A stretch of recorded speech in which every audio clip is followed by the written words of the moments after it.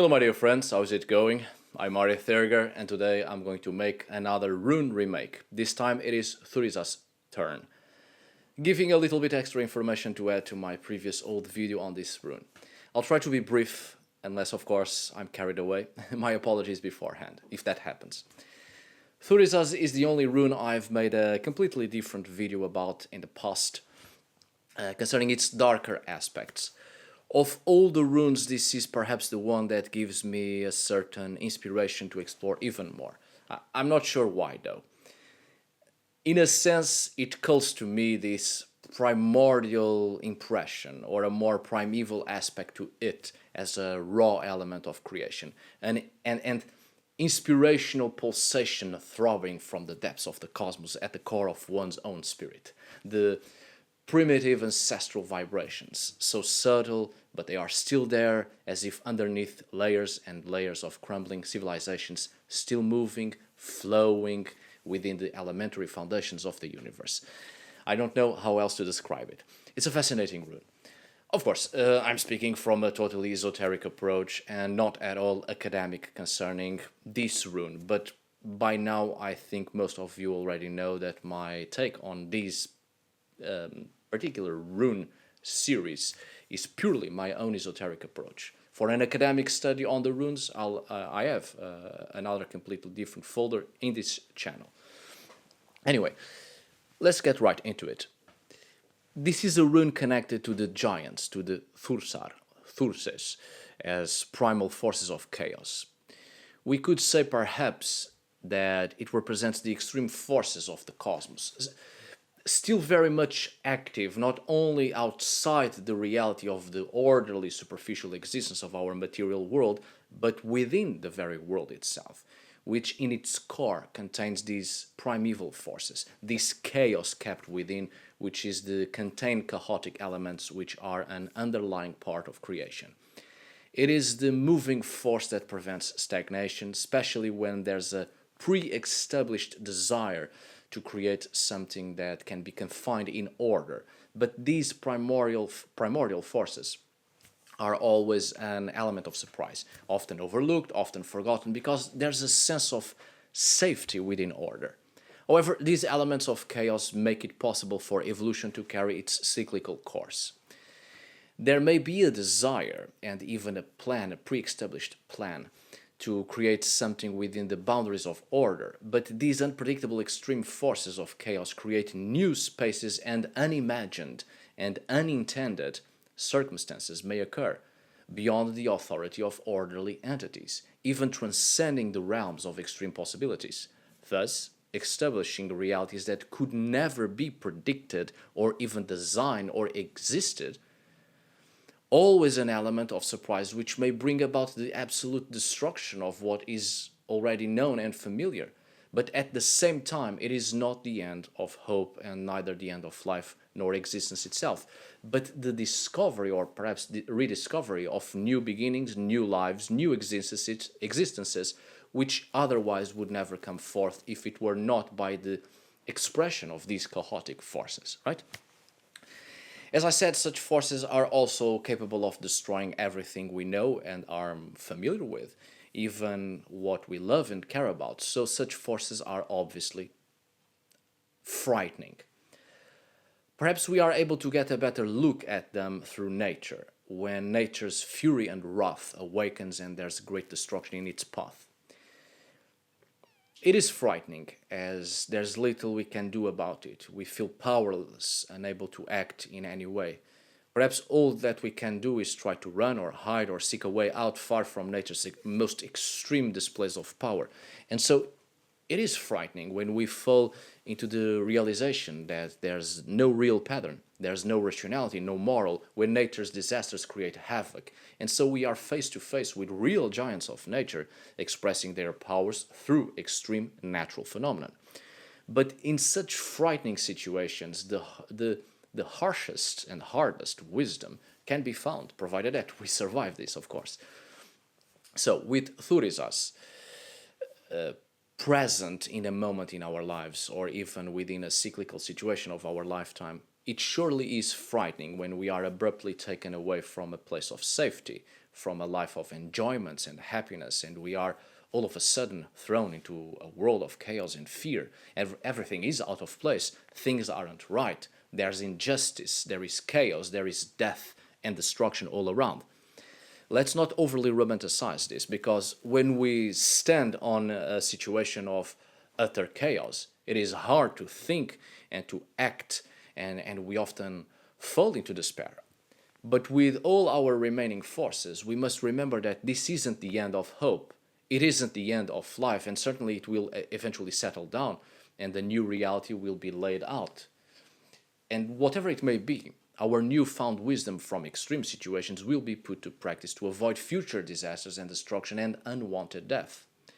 We survive so we may tell the stories, so that future generations don't have to pass through the same to gather that knowledge.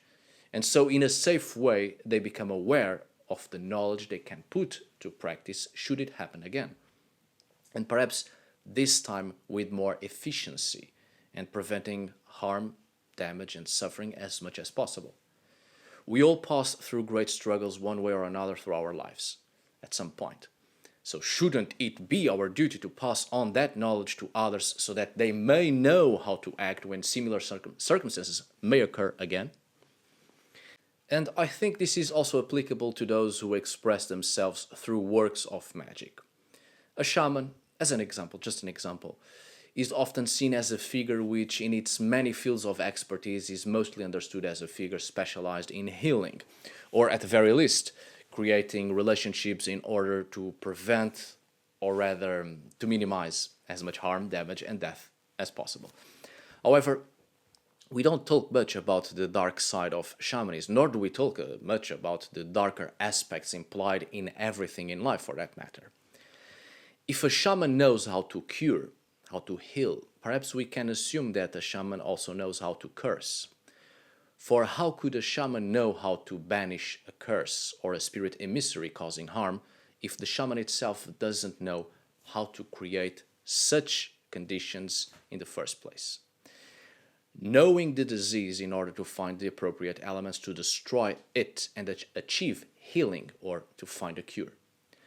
So, it is the same thing with magic, witchcraft, sorcery, whatever.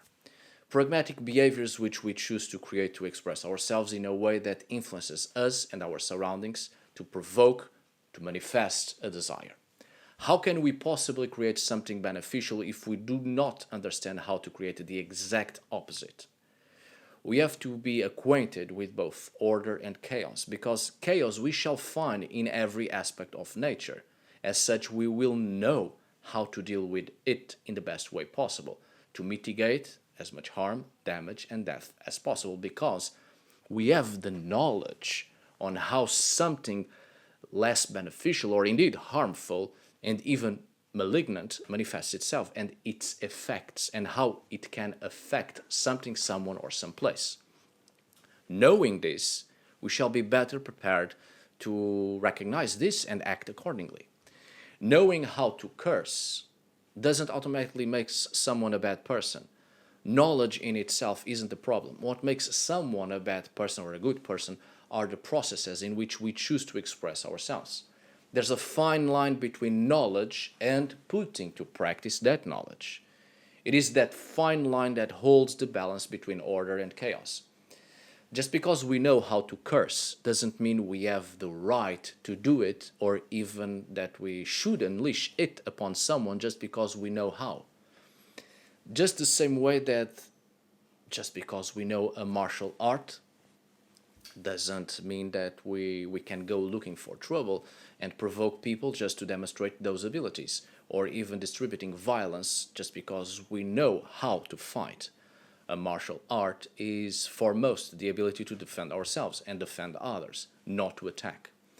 So there's this fine line, which are our moral principles, our self-discipline, basic human decency. Given the opportunity to be knowledgeable in the extreme powers of Thurisaz, certainly it would be foolish to deny it, because no matter how we may feel about particular pieces of knowledge, It won't make us bad people or good people. It is how we choose to apply that knowledge, how we choose to act, that will determine our character. A good person isn't a harmless person. A good person is a very dangerous person who has the self-discipline and the moral principles, honor and empathy to keep it all within, hold it, and able to carry on its life without unleashing violence. Besides, knowledge that may be used to cause harm isn't strictly built to solely cause harm, because human imagination is a vast network of unlimited possibilities. So even what can be used to cause harm can be turned into something good. Again, we may know how to curse, but having the knowledge on how a curse is manifested, we will be able to recognize it and use the same knowledge to invert the process and perhaps save someone precisely by applying the exact same knowledge, but inverting it and administering it to cause goodness. In extreme situations, we gain a great amount of knowledge that can cause harm, because in extreme situations we have seen the power of such knowledge in action, in practice. But this doesn't give us the right to use it in the same way towards others, but rather to also learn from this knowledge, the ability to use it, preventing it from being used in the same harmful way, and invert it for goodness, for a benign purpose. Knowledge comes from a variety of circumstances, places, events, and peoples, and it is absorbed.